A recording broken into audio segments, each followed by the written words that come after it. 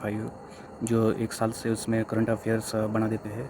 तो हम इसका ओवरव्यू देखेंगे प्रीलिम्स पॉइंट ऑफ व्यू, और ये वीडियो हम जल्दी ही within the 30 minutes cover करेंगे। और इसमें हम सिर्फ प्रीलिम्स पॉइंट ऑफ व्यू जो टॉपिक्स हमें प्रीलिम्स के बारे में अच्छे लगते हैं वो सिर्फ हमें उन पर फोकस करेंगे। और बाकी तो आप इस लेक्चर को सुन सकते हैं और देख सकते हैं। तो जो हमें प्रीलिम्स के बारे में अच्छा लग रहा है और ज़्यादा फोकस रहता है उस पर ही हम फोकस करेंगे। तो ट्रेजरी बिल पर एक बार उन्होंने क्वेश्चंस पूछा था कि ट्रेजरी बिल्स क्या होते हैं और कौन कौन ये करता है। तो देखिए, treasury bills are discounted instruments. ये ट्रेजरी बिल सिर्फ सेंटर इशू कर देता है, स्टेट गवर्नमेंट इसे इशू नहीं कर देते। और ट्रेजरी बिल की जो लाइफ होती है वो 1 साल से कम होती है, और ये 1 साल से बड़े नहीं होते। यदि गवर्नमेंट को शॉर्ट टर्म लोन लेना चाहिए तो वो इसका यूज़ कर देते हैं। पर ये बात ध्यान में रखना कि इसमें स्टेट गवर्नमेंट यूज़ नहीं करता, और ये बार बार प्रीलिम्स में पूछा जा रहा है। तो ये वो एक इशू था ट्रेजरी बिल का। अगेन यूपीएससी में वो उस टाइप के क्वेश्चन पूछ जाते हैं कि debt to GDP ratio of states और that of India is increased or decreased from past. Here they have given just for the 1 year, but they are generally asking for the 10 years. So they have not given here, but we will see later. We are just now focusing on the prelims point of view. Now देखिए, 15 finance commission के भी report आए थे और 14 finance commission ने भी report दिए थे। तो 14 फाइनेंस कमीशन का एक रिकमेंडेशन था कि सेंटर के पास जो कुछ सेस और सरचार्ज रहेंगे उसमें से 40% उन्हें स्टेट को देना चाहिए था, बट वो उन्होंने नहीं दिया। मीन्स वो रिड्यूस हो गया फ्रॉम 36% टू 32%। ये आपको बात में ध्यान रखनी चाहिए। और देखिए, इसमें एक इशू आता है, IMP पॉइंट रहता है कि सेस एंड सरचार्ज, इन दोनों में क्या डिफरेंस होता है। तो देखिए, cess is impose for specific purpose के लिए इम्पोज किया होता है, और ये इसका एक टाइम लिमिट रहता है। तो सरचार्ज रहता है ना, ये कोई भी टैक्स पर टैक्स होता है। सेस भी टैक्स पर टैक्स होता है, पर वो स्पेसिफिक पर्पज़ के लिए होता है। तो सरचार्ज के लिए ऐसा कोई स्पेसिफिक पर्पज़ नहीं होता। और देखिए, सरचार्ज जो होता है ये सिर्फ सेंटर अप्लाई कर सकता है, ये सिर्फ सेंटर अप्लाई कर सकता है, बट एंड ना कि state. But for cess centre और स्टेट दोनों भी अप्लाई कर सकते हैं। और ये आर्टिकल 270 ऑफ कॉन्स्टिट्यूशन ये भी बता देता है कि सेंटर सेस और सरचार्ज दोनों अप्लाई कर सकता है, और उसका शेयर जो है वो स्टेट को दे भी सकता है और ना भी दे सकता है। इधर देखिए, centre did not share with the state governments, article 270 says that. तो ये इशू है। तो आप देख सकते हैं, तो सेस किस स्पेसिफिक पर्पज़ के लिए अप्लाई किया जाता है। तो हम एग्जांपल देखें कि वो स्वच्छ भारत सेस, ऐसे स्वच्छ भारत इनिशिएटिव के लिए उन्होंने लॉन्च किया था। और सरचार्ज तो टैक्स पर टैक्स लगा जा सकता है। तो आई होप आपको ये समझ में आया होगा, और ये बार बार परीक्षा में पूछा भी जा सकता है। Another one thing is the government borrowing, that due to the pandemic issue and government's extra expenditure, there is growing on fiscal deficit. So that's why government is starting to borrowing. That purpose मैंने पहले नीचे लिखा था कि वो treasury bills, तो government borrowing कहाँ से करता है, government securities and treasury bills से। तो वहाँ से वो गवर्नमेंट बोरोइंग की जाती है। तो आपको ध्यान में रखना चाहिए। नाउ सेंटर ने स्टेट्स का बोरोइंग लिमिट भी बढ़ा दिया है। पहले वो 3% था, 5% gross fiscal domestic state product का और डेफिसिट बढ़ा दिया है। पहले वो 3% था बोरोइंग लिमिट, अब 5% कर दिया है। तो आपको इसे भी ध्यान में रखना चाहिए फ्रेंड्स, क्योंकि ये एग्ज़ाम में पूछा जा सकता है। और ये कहाँ से मैनेज हो जाता है, तो उसके लिए fiscal responsibility and budget management act, ये जो इंस्टीट्यूशन है यहाँ से ये मैनेज कर दिया जा सकता है।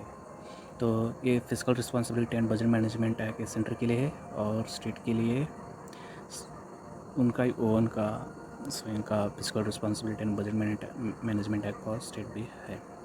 तो ये भी आपको पॉइंट प्रीलिम्स के पॉइंट ऑफ से आए पे देखिए, इसमें तो मुझे कोई ज़्यादा खास नहीं नज़र में नहीं आ रहा। देखिए, आपको फिस्कल डेफिसिट भी एक बार ध्यान में रखना चाहिए, क्योंकि इकोनॉमिक मेकर में उन्होंने बता दिया है। तो फिस्कल डेफिसिट 4.59% ऑफ GDP हो गया है, जो कि बहुत ही ज़्यादा हो गया है। फिस्कल डेफिसिट ज़्यादा होना यानी गवर्नमेंट का रेवेन्यू कम आता है और एक्सपेंडिचर ज़्यादा होता है। देखिए, अब यहाँ एक अहम पॉइंट है PM केयर फंड्स और नेशनल कैलेमिटी कंटिजेंसी फंड्स। इन दोनों का डिफरेंस हमें मालूम होना चाहिए, क्योंकि इस पर बहुत बार ये न्यूज़ में आ गए हैं और इशू भी हो गया है।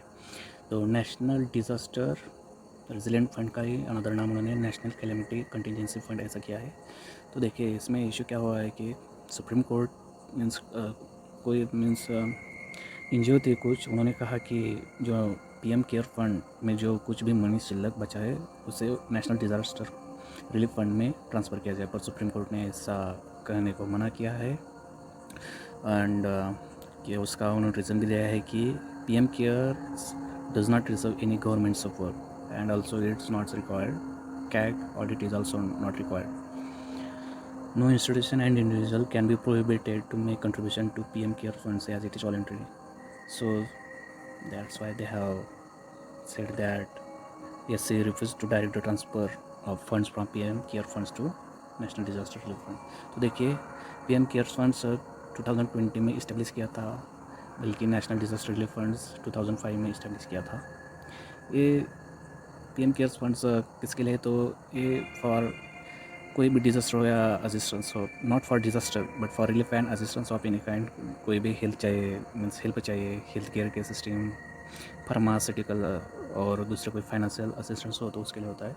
और नेशनल डिज़ास्टर रिलीफ फंड्स ये डिज़ास्टर जो बहुत ही सीवियर और बहुत ही ड्रास्टिक इन नेचर होते हैं तो उनके लिए वो नेशनल डिज़ास्टर रिलीफ फंड होता है। और इसका और एक दूसरा point administrative mechanism, PM care is manage by PM prime minister as its chairman, while the National Disaster Relief Fund is managed by the central government and it is assigned by the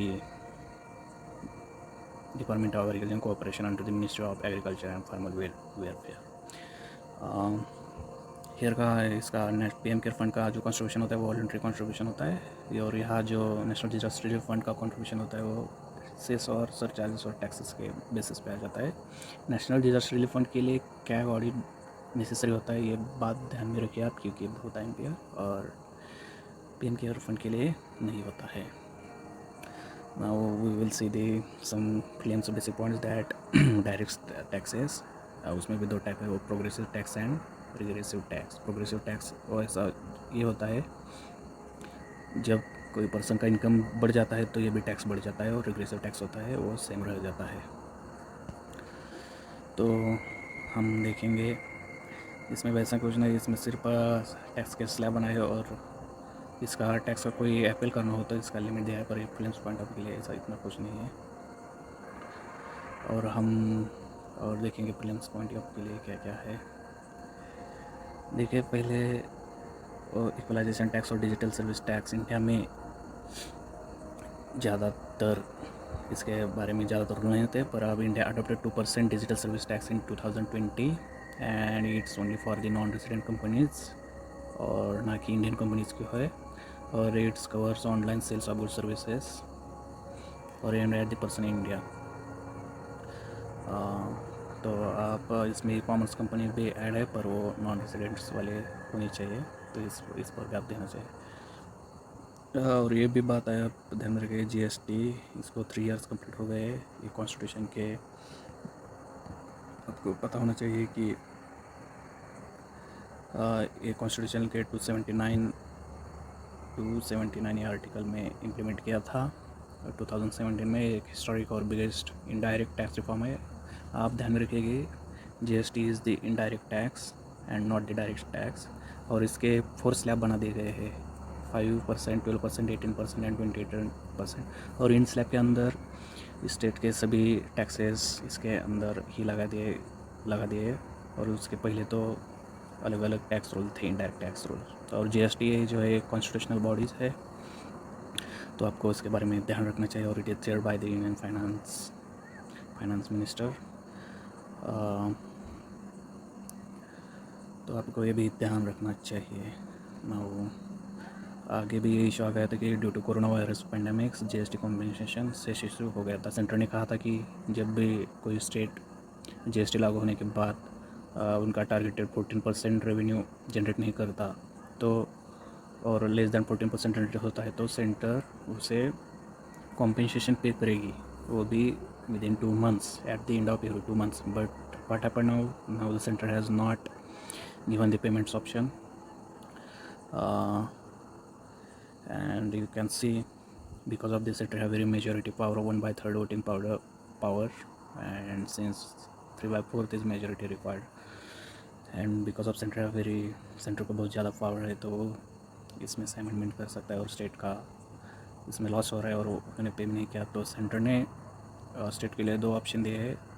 centre ने कहा है कि हमें थोड़ा सा वक्त दो, हम जीएसटी कॉम्पनसेशन कर देंगे, पर थोड़े सा टाइम में हो जाएगा, और नहीं हो जाएगा तो उन्होंने दूसरा कहा कि centre is not obligated to supplement it flows to from other sources. Centre सिर्फ उन्होंने कहा कि compensation through this cess provide करेंगे, और यदि आपको और उसके लिए टाइम लग सकता है, पर यदि ये टाइम में नहीं हुआ तो सेंटर नहीं कैंसिल कर सकता है। तो सभी स्टेट और यूनियन टेरिटरीज़ ने इसे अप्लाई कर दिया है और उन्होंने इसे एक्सेप्ट कर दिया है। तो थैंक यू।